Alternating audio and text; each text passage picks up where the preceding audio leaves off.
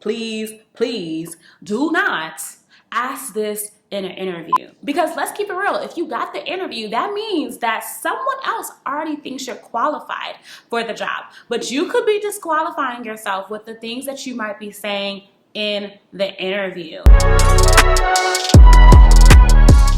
Hey guys, I'm Adeshola. I'm a career strategist, and I teach high achievers how to land new jobs they love at companies they love. The first thing that you absolutely want to stop saying is, I know I'm not the most qualified person for the job, but...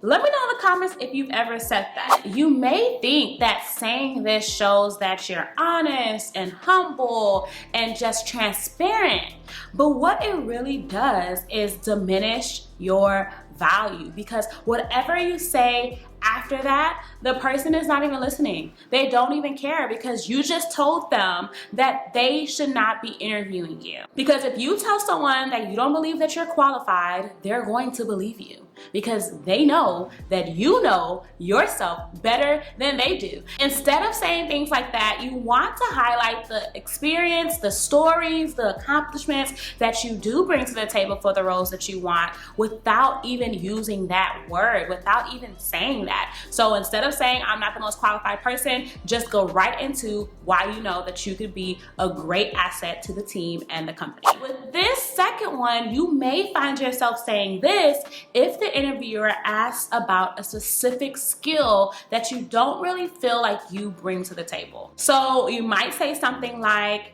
oh, you know, I don't have that much experience with this, but...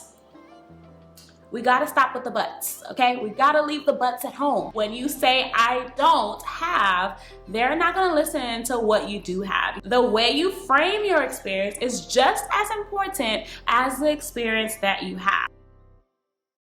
Truth is, words stick, and the interviewer is interviewing so many other people, and the last thing you want them to remember about your interview is that you don't have the experience. So instead of disqualifying yourself, you want to go into the experience that has prepared you to be an asset for the role, or talk about your background that makes you sure that you're up for the challenge with this new skill set. For example, let's say the interviewer asks if you have experience leading teams, and maybe you don't have a leadership role on your resume and you're a little bit subconscious about that, but you do have 3 months of leading your team while your boss was on maternity leave. You then want to share that story. Talk about how you rose to the occasion and led your team to XYZ results while your boss was not available. This will show that you're up for the challenge, that you're able to jump right in, and that you'll have no problem exercising the leadership skills that you've developed in your previous positions. The next thing you want to avoid is filler words. That's a really great question. I just feel like I know that I can do this. I did something similar in the past where I was able to get my team to avoid likes, and us. You won't even realize that you're using these words, and trust me, I get that you might feel under pressure, you might be nervous, your armpits might be sweating, but using these words dilutes your appearance of confidence. So you appear less confident when you use a lot of these filler words when you're speaking. It can also make them wonder if this is how you'll speak to their clients if you were to be hired for the position. So if you struggle with the ums and the likes and the uhs, I want you to speak a little bit more slowly.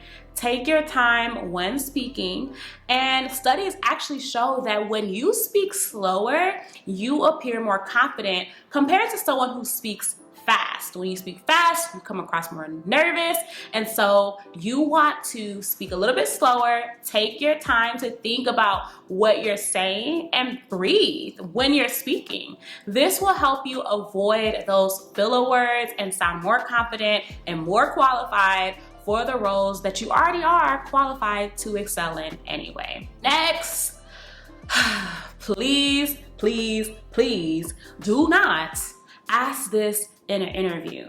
Do not. But seriously, This next one is one that I have personally experienced, and it just made me want to hang up the phone. Like, why are we speaking? What are we talking about if you are asking me this question? And this question is, what does your company do? Not only does this question show that you don't even care about the job because you didn't bother to learn what the job is about or what the company does, this also does not allow you to stand out because you don't even know how you can solve the specific needs that the company wants this person in this potential role to solve. It makes you come across as less qualified, less interested, and really less of an amazing candidate that they would want to hire. Honestly, this question is just so problematic, and I'm feeling even a little bit triggered. So a simple way to fix this is to not just practice your responses to make sure you say the perfect thing when they ask a question, but to make sure that you also analyze the job description and do your research so that you understand the type of opportunity that you're walking into, and so that you can ask even better questions that show that you're really interested in the opportunity as well. The other word that you want to avoid is something that I hear so many high achievers use when describing their accomplishments and the things that they've done in their previous positions. And this word is we. Unless you and your team are interviewing for the role, you should not be constantly using we in your interviews. I know, it can feel weird taking out the word we when describing a project that was a team effort. I hear it all the time, I know. But here's what you need to know. There is nothing wrong with owning your individual contribution to a team collaboration. In fact, you should. This is exactly what the interviewer wants to learn more about. Saying we constantly throughout your interviews to describe your accomplishments just erodes your qualifications and can make the interviewer question if you actually can handle the role without your team at your current company. They're gonna know, do you need to bring them with you? Do you need to bring Sally and Sue?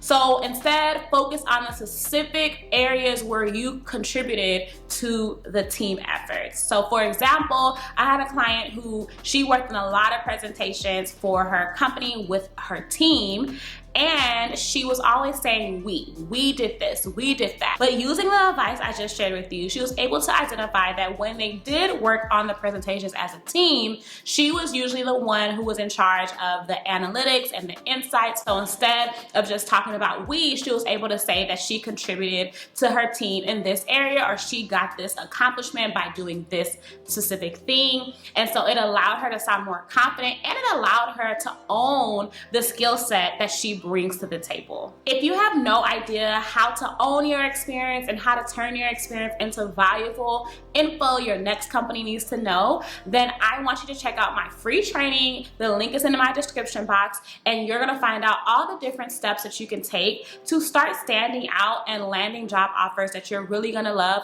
with the experience that you already have. Also, don't forget to like this video so you can easily return to it the next time you need a little bit of a pep talk before your next interview, and I will see you in my next video.